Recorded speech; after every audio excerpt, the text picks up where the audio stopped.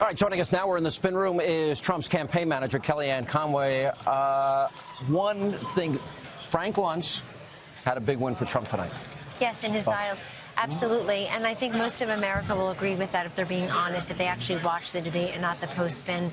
You saw a very resolute Donald Trump tonight, focus, showing why he is ready to be commander-in-chief and president on day one, Sean.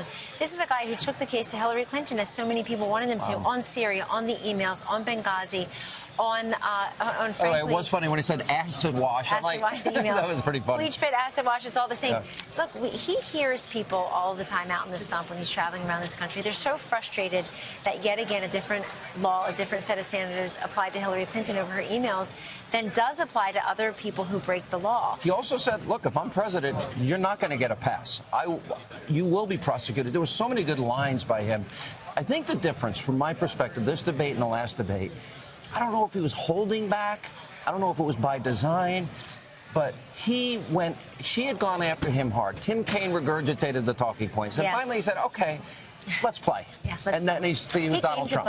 He came to play. And look, he told 88 million Americans on live TV last time that he had come to do some rough stuff about Hillary and her treatment of women in her husband's life, and that he decided not to at that moment. But tonight he realized that there's so much to be gained by doing that, that if this woman's going to be president of the United States, you have to put it all out there, and you have to let people realize that she represents the past and the status quo and a rigged, corrupt system. He kept going back to this. You've been there. By the way, she's been there longer than 30 years. The big themes, exactly. Right? He was being polite.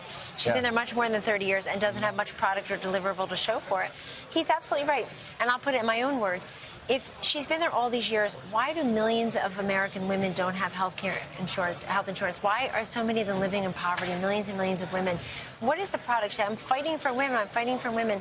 And he said at the end, I respect the fact that she's a fighter, and that's true, but she's always been fighting for herself. And I think if you look at her career, it really is always Hillary first, and he's putting America first. Let me go through the differences, because they all came out tonight.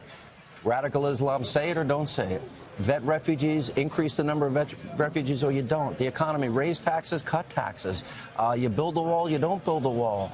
You know, on every single issue, he prosecuted the case about Benghazi, about Iraq, about Syria, about Putin, about straight on down the line.